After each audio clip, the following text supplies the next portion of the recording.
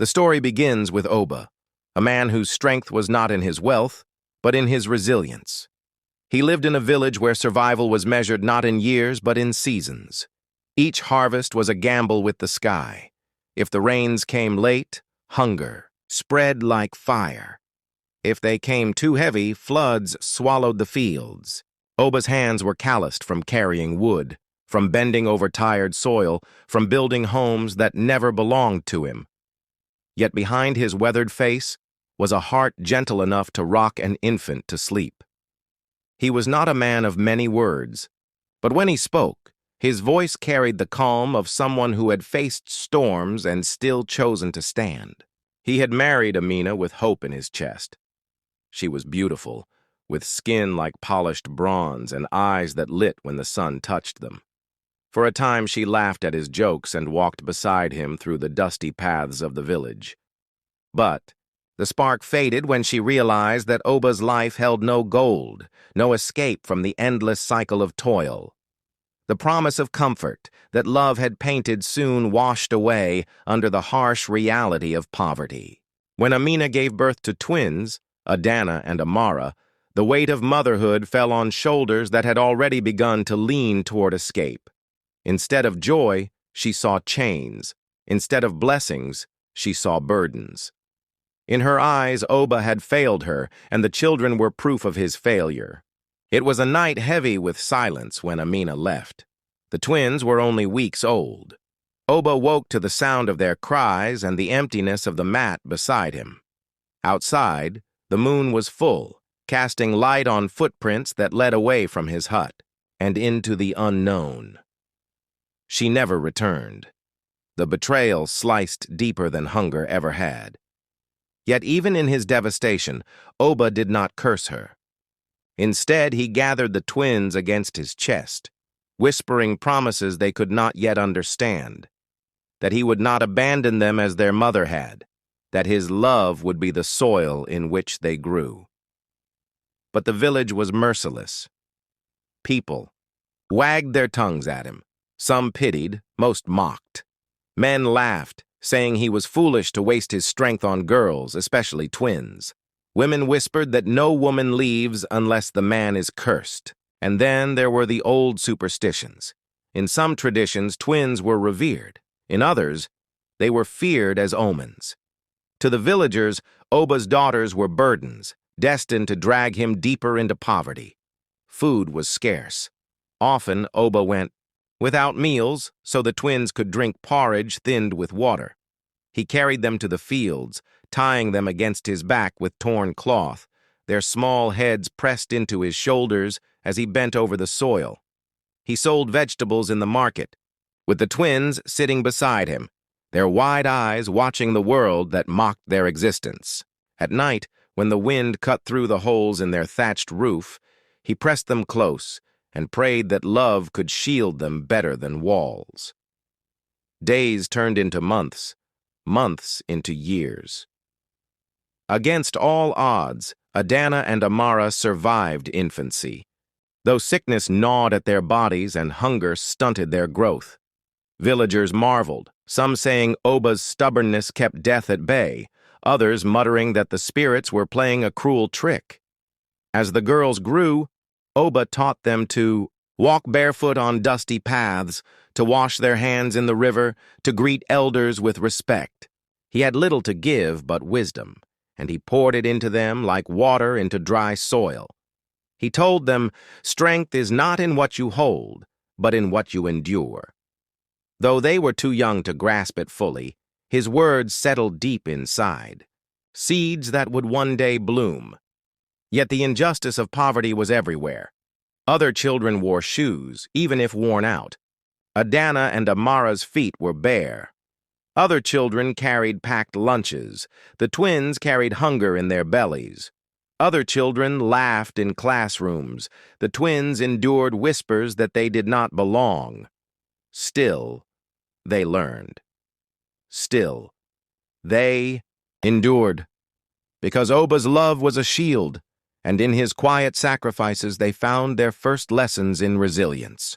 What no one knew, not the villagers who mocked, not the mother who vanished, not even Oba himself, was that this fragile beginning, carved out of betrayal and hardship, was the foundation of a story that would one day shake the world. Oba's life became a rhythm of sacrifice. Every morning before the sun stretched across the horizon, he was already at work. The twins, still young, followed behind him with sleepy eyes, clutching the edges of his worn-out shirt. With one hand he carried his tools. With the other, he carried the weight of fatherhood, poverty, and grief. The villagers watched him with curiosity. Some admired his resilience, but many mocked. "A man cannot raise 2 daughters alone," they muttered. "He is wasting his strength." In their eyes, the twins were destined for misery. But Oba, though silent, carried a defiance that no gossip could erode. The fragile childhood of the twins, Adana and Amara's childhood, was far from gentle. Their bodies bore the marks of hunger, thin arms, protruding ribs, eyes that seemed too large for their faces. But in those same eyes burned sparks that no starvation could extinguish. At the age of 5, the twins endured their first brush with death. A fever swept through the village, claiming the lives of many children. Nights were filled with the sound of wailing mothers, the air heavy with smoke from mourning fires. When the fever struck the twins, Oba was terrified.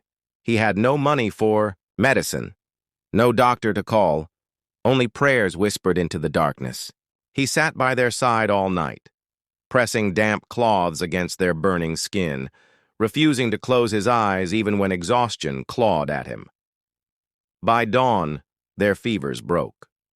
The girls survived, though weaker, and the village murmured again. Perhaps they are not cursed. Perhaps they are meant to live. For Oba, it was confirmation of what he had always known, that love, though invisible, was stronger than the curses of tradition. Schooling against all odds. Education was a luxury in the village. Few children went to school, and fewer still were girls. But Oba believed his daughters deserved more than the fields and the market stalls. With every coin he earned, he set aside a portion, no matter how small, for their schooling. The first day the twins walked to school, they wore clothes stitched from rags, their hair tied in rough braids, their feet bare against the hot earth. The other children laughed. Some pointed at their torn dresses, others mocked their thin legs. Adana clenched her fists, ready to cry, but Amara placed a hand on her shoulder. "Let them laugh," she whispered. "We are here to learn." The teachers, too, doubted them. They assumed poor children would fail, that hunger and hardship would weigh too heavily on their minds. But soon, Adana's sharpness with numbers began to shine. She could solve problems faster than anyone in the class. Amara, on the other hand, wrote stories so vivid that even the skeptical teachers paused to listen. The twins, though mocked, became the quiet stars of their school. Still, the injustice of poverty lingered. Many days they went without lunch. They sat in class with empty stomachs, trying to focus while hunger gnawed at them. When the school announced a fee increase, Oba worked twice as hard, carrying loads that bent his back and selling vegetables until his hands bled. The girls never knew how much he suffered because he smiled each evening, pretending the burden was light. As they grew older, the twins began to understand the full weight of their circumstances.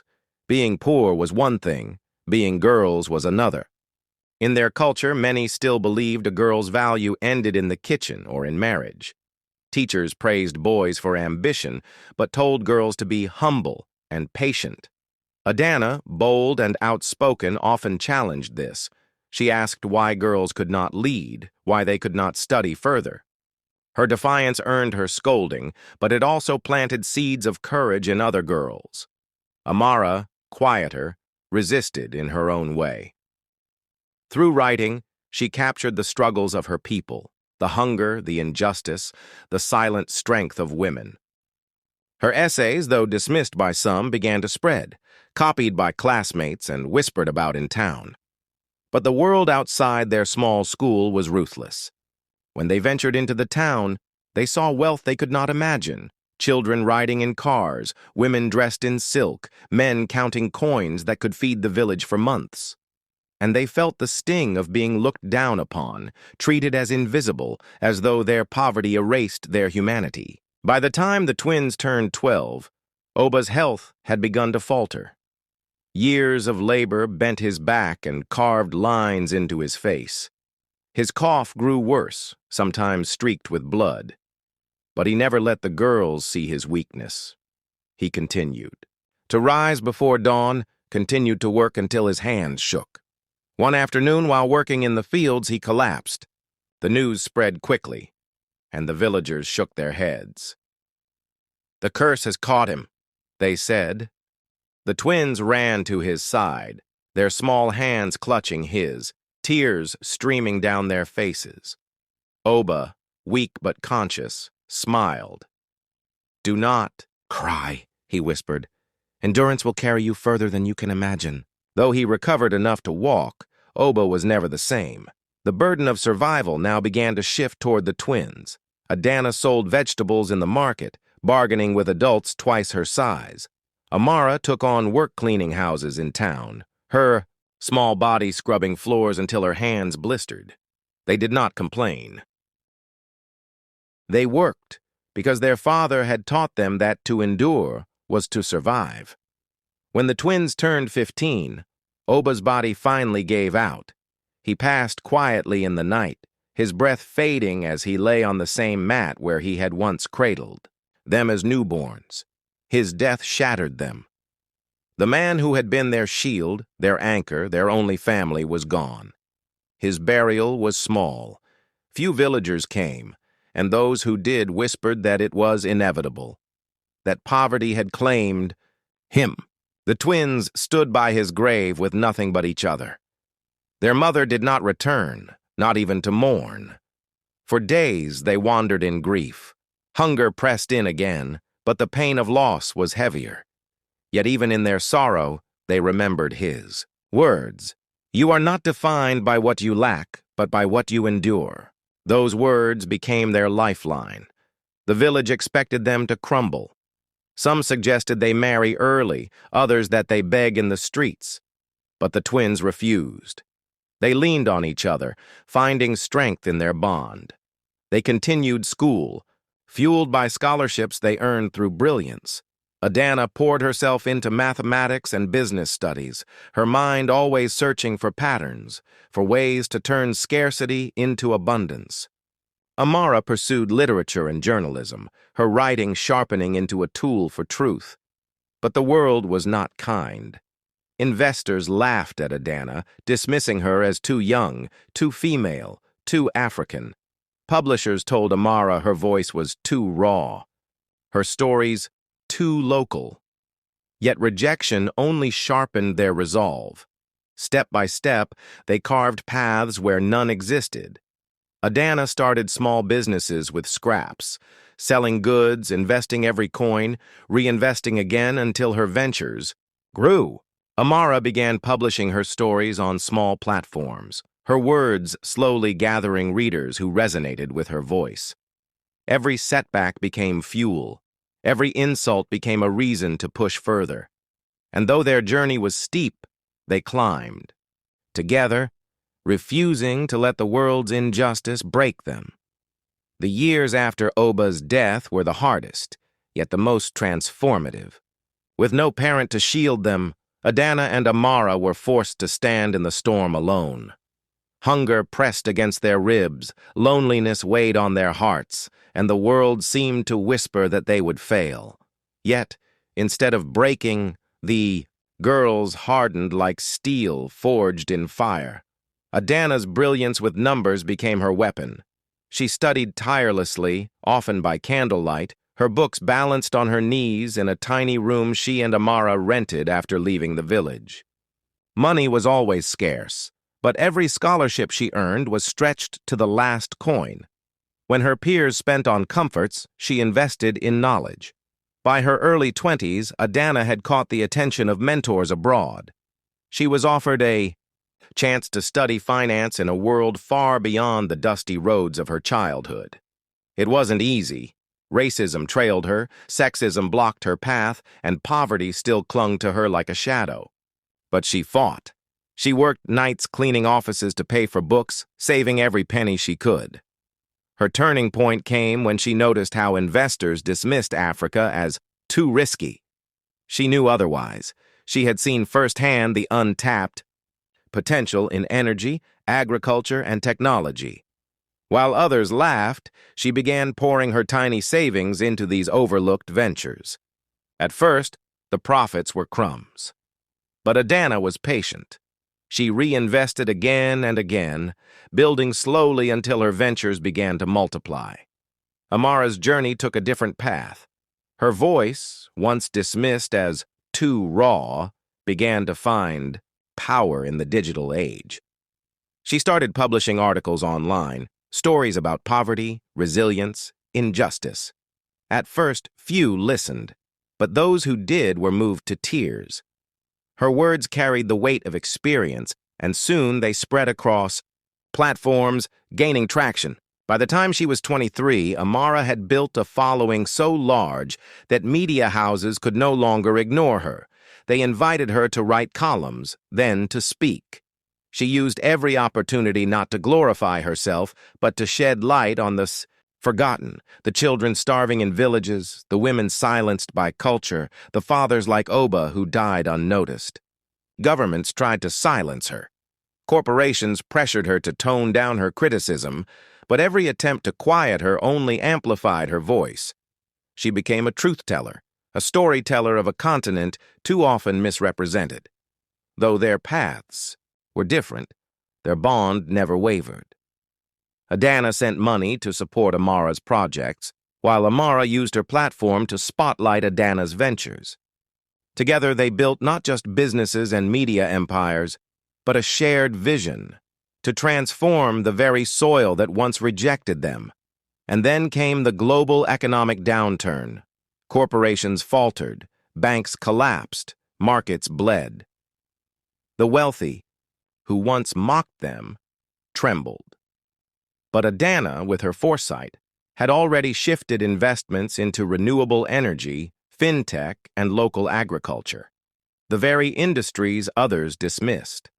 Where others lost billions, she gained. In a single year, her name leapt into global headlines, the young African woman who saw what the world ignored. Meanwhile, Amara's media empire became the voice of a generation. Her platforms exposed corruption, championed human rights, and united millions across borders. When leaders tried to discredit her, her followers only grew. She was no longer just a writer, she was a force. By their early 30s, the impossible had happened. The twins who once shared a single bowl of porridge were now billionaires. But wealth was not their only triumph. It was what they did with it. They rebuilt schools in villages, funded hospitals, and created scholarships for girls who were once told education was wasted on them. Their story spread like wildfire. Documentaries were made. Universities taught about them. Children across Africa memorized their names. They were no longer just women. They were symbols of resilience, proof that poverty could be defeated, that abandonment was not the end. And then, when the world celebrated them most, their past returned. One evening, at the gates of one of their schools, a frail woman appeared. Her skin sagged with age, her clothes torn, her eyes hollow. She walked with a limp, leaning on a stick. She asked for them by name. It was Amina. The mother who had vanished into the night decades earlier now stood broken and alone. The rich merchant she had left with had long abandoned her. The wealth she had chased was gone. With nowhere else to turn, she sought out the daughters she had once abandoned. The news spread quickly. Journalists swarmed, eager to capture the scandal. Would the billionaire twins welcome their mother or reject her as she had rejected them? The world held its breath. When Adana and Amara finally stood before her, silence filled the room. For years, they had imagined this moment, sometimes with anger, sometimes with sorrow. Now, seeing her frailty, their emotions tangled. They did not embrace her with blind love. They did not spit vengeance either. Instead, they chose something harder, compassion with boundaries. They gave her shelter, food, and dignity. But they did not hand her the keys to their empire. For forgiveness, they knew, was theirs to give. But trust had to be earned. In that moment, the world saw not just billionaires, but daughters of a man who had loved them fiercely. Daughters who had carried his legacy of endurance into greatness. And though Amina had abandoned them, it was Oba's love that endured. His sacrifice, his whispered words in the night, had become the foundation upon which their empires stood. The world expected Adana and Amara to act like ordinary billionaires, building walls of luxury around themselves, shutting out the poor, forgetting the dust that once clung to their bare feet. But they were not ordinary. Their scars had shaped them too deeply, their father's lessons had been carved too firmly into their bones. Instead of hiding in mansions, they returned to the very places that once mocked them. The village where Oba had been called cursed was no longer forgotten. Adana built a school there, its walls painted in bright colors, its classrooms filled with books and computers. Children who once chased goats barefoot now carried notebooks and spoke of dreams their parents had never dared imagine. Amara launched literacy programs, teaching young girls to read and write, encouraging them to use their voices. She knew that silenced children grow into silenced adults, and she was determined to break the chain. On the day they opened the school, the villagers gathered in awe. Elders who once whispered curses now stood humbled, watching the twins cut the ribbon. Some wept openly. They had mocked Oba, ridiculed his love, and urged him to abandon his daughters. Yet it was those same daughters who had returned, not with vengeance, but with transformation. The school was named Oba Academy. Above its gates were carved the words, "You are not defined by what you lack, but by what you endure." The phrase became a mantra for the children who walked through those gates. It became a reminder that even in scarcity, greatness could be born. Wealth became their tool, not their prison. Adana invested in renewable energy projects across Africa, bringing light to villages that had lived in darkness for generations. Amara expanded her media platforms into television, radio, and digital spaces, ensuring that the stories of ordinary people, farmers, mothers, workers, were told with dignity. They became not just billionaires, but architects of change. Governments sought their counsel. World leaders invited them to summits. But whenever they stood on global stages, they did not boast of their riches.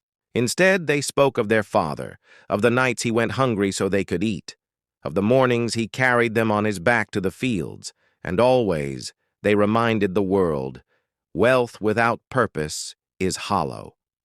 Amina lived her final years in the shelter the twins provided. They did not shower her with the riches she once chased, but neither did they leave her to beg. They offered her dignity, even when she had denied it to them.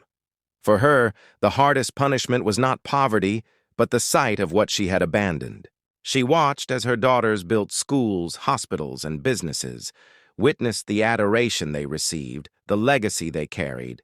Each success was a silent reminder of what her greed had cost her.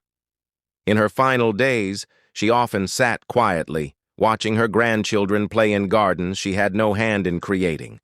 Sometimes tears slipped down her face, but she never asked for more. Perhaps she understood that forgiveness had been given, but trust had been buried with the years she had lost. When she died, the twins buried her beside Oba, not as a queen, not as a villain, but as a flawed human being whose choices had shaped their destiny. There were no grand speeches, only silence. For the twins knew that while her betrayal had hurt them, it had also pushed them into the arms of the man who became their true foundation. Over time, their story transformed into more than history. It became folklore. Elders told children about the twins who were abandoned yet rose to greatness, about the father who endured ridicule but raised legends. Around fires at night, storytellers spoke of Oba Academy, of the billions created, from resilience, of the mother who left, and the daughters who forgave. Their tale carried both warning and hope. Warning that greed and betrayal destroy more than they promise. Hope that endurance and love can turn curses into crowns. Adana and Amara never let the world forget their father. Every project, every program bore his name. His grave, once unvisited, became a place of pilgrimage. Students came to lay flowers, teachers brought their classes, and leaders quoted his words. Oba, the man who had been mocked as weak, had become immortal through the strength of his daughters. His endurance lived on in every scholarship given, in every light switched on in a once dark village, in every book a young girl opened. His story was proof that true wealth is not measured in coins, but in sacrifice. The twins' influence stretched beyond Africa. Adana's businesses reshaped industries, proving that investment in forgotten places could yield not just profit, but transformation. Amara's media empire broke barriers, amplifying voices that once echoed unheard. Together, they redefined what it meant to be powerful women from a continent often dismissed. They were invited to the United Nations, to Harvard, to Davos. Yet, whenever they spoke, they did not talk about mansions or yachts. They spoke about a mud hut where a father had gone hungry, about a school where children mocked their torn dresses, about the grave of a man no one had honored until his daughters carried his name to the world. Their words inspired millions, not just in Africa, but everywhere people faced poverty, injustice, or abandonment. Their story became a mirror for anyone who had ever been told they were not enough. And so, their journey came full circle, from dust to destiny, from abandonment to abundance, from ridicule to reverence. The story of Adana and Amara was not just about wealth. It was about the truth that no betrayal, no injustice, no poverty is strong enough to erase the power of endurance. Today, as their names echo in history, one question remains for all who hear their tale. If two fragile girls, abandoned in poverty, could rise to rewrite history, what then is stopping you? Are the hardships you face curses meant to break you? Or are they seeds of greatness, waiting for your endurance to water them? Because sometimes the world will only believe in you after you have endured what was meant to destroy you. And that is the legacy of Oba, of Adana, and of Amara, the reminder that endurance, love, and resilience are the true foundations of empires.